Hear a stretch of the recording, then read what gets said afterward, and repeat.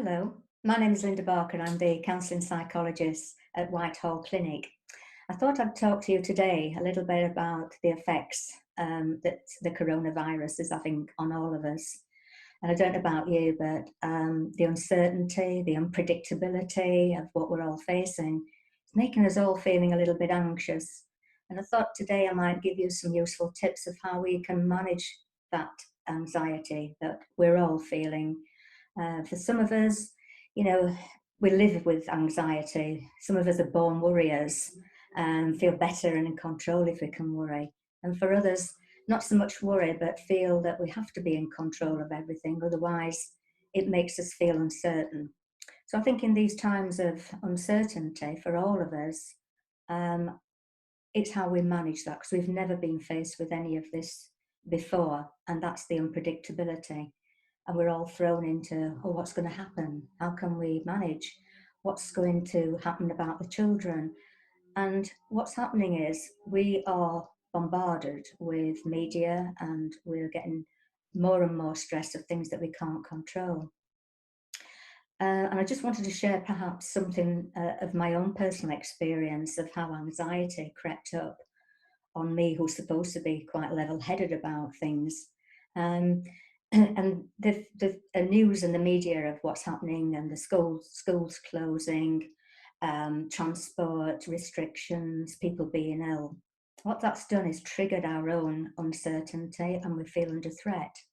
When we feel under threat, we feel helpless. And when we feel helpless, we start to panic and get anxious about our own security, safety.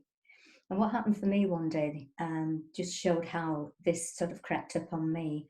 I'd been listening to all this and the supermarket shelves, the toilet roll, hoarding. I think it must have got to me because by the time I got to the supermarket, I'd got all this going on, this anxiety of I've got to get to the supermarket and feed my family, only to be presented with the empty shelves on the fresh meat counters, massive big supermarket, all empty. And for that moment, I just froze. Oh my God, what am I going to do now? Oh, what are we going to have? And that instance, I just wanted it to stop. I wanted to get away. I wanted it just to leave, but obviously I couldn't.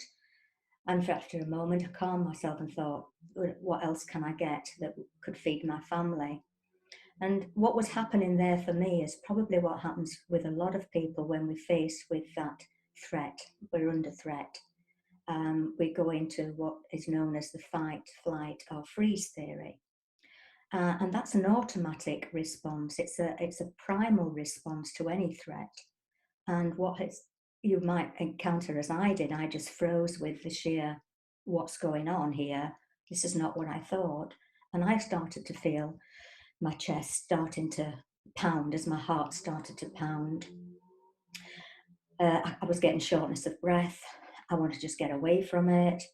And what was happening is that primal response to any threat, that part of our brain goes into automatic um, procedure to keep us safe.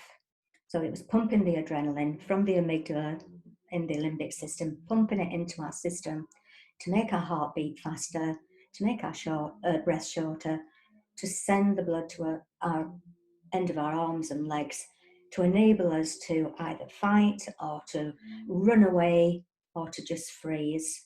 And I think that's what happened to me. I froze, my heart was bumping, and I was going through the automatic response to any threat. So if you have encountered something like that, you're not on your own because it is a primal. It doesn't matter whether a tiger's walked in the room or it just senses from your body some type of threat that you feel anxious. It will go into that automatic response.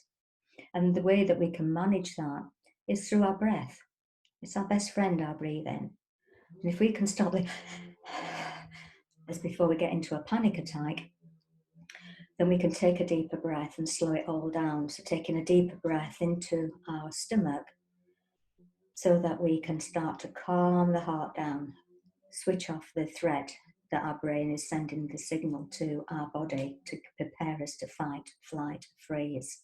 So the in-breath is in through the stomach and the out-breath is very, very slowly released.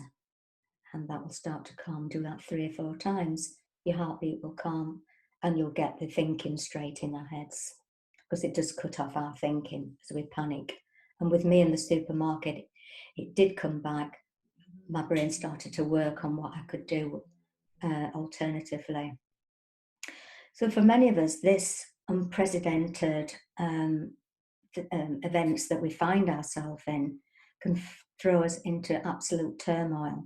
And for my biggest tip today would be to manage what you can control, what you are in control of. And as you start to listen to the news and worry about what's going on out there, making yourself more anxious and frightened, bring it back to what you can control. And what you're in control of is your own thoughts, your environment, how you can problem solve your worries. You can't problem solve what's going on externally, because nobody knows what's going to happen. But you can problem solve the worries that you have. How am I going to school my children? How am I going to manage to work from home? How am I going to manage to pay the bills if we've got no income coming in? These are the worries you can go into problem solving. The external stuff, leave it. It's not our concern. And another tip is have a schedule. Just like you did, we had routines every day to get out of bed, to get on with our day. Do exactly the same. If we sit around, not getting washed, showered, watching the television, we are going to feel more helpless. And it's that helplessness that triggers more and more threat and more anxiety. So the things we can help ourselves do: get a structure, get a routine, plan our day, we're in control, we're not helpless. Another tip is to have contact with other people. We can share our own anxieties, we can feel comfort that we're normalizing things because other people are feeling like that. But having that human contact is a basic need. We're social animals, we need that contact with another human being. So we can't go out, but what can we do? We've got technology, we've got a phone, and we've got no excuse, because we're always too busy to phone everybody, but we haven't got the excuse now. I've even phoned my sister, who I haven't phoned for a long, long time, because we just lost touch. We can make an effort, and we feel good when we've done something like that. And so we can put some pleasure into our day and make us feel good. Contact with others, having a plan, having the treats. If you've got dog, family, try and get out, get a bit of fresh air, plan that into your day. But having that structure is important, having the contact with other people, having your ability to switch from worrying about the external, have less contact with media, have your brief look at what is happening on the news and turn it off. Concentrate on your own world, not what's going on out there. And I think if you do that, and then, what else can you do with the time that we've got to spend during a day? Maybe all the things that you wanted to do when you're such a busy person, maybe put some of those things into place. There's online reading, books you can get. There's, skills that you can learn. Did you ever want to learn a language? Did you ever want to learn, another skill? There's lots of stuff that you can start to look at. And what I have found talking to people is being with our families. We're learning to spend more time with our families, and that can be frustrating at times, but can also get some quality time in. So find time for yourself as well. Take yourself away. There's lots of online things that you can look at for self-help, but some mindfulness, music, calming music, take yourself away, have a 10-minute break and just be with yourself, with your own body, just listening to your music, noticing your breathing, just noticing you sitting there in your room or laying on your bed, just being you and feeling that, being a human being. And we'll have some things on our clinic's website, different things that you can look at and access. For more information, we'll post them on. But for now, keep in touch with everybody, keep safe, and breathe. Okay, speak soon. Bye-bye.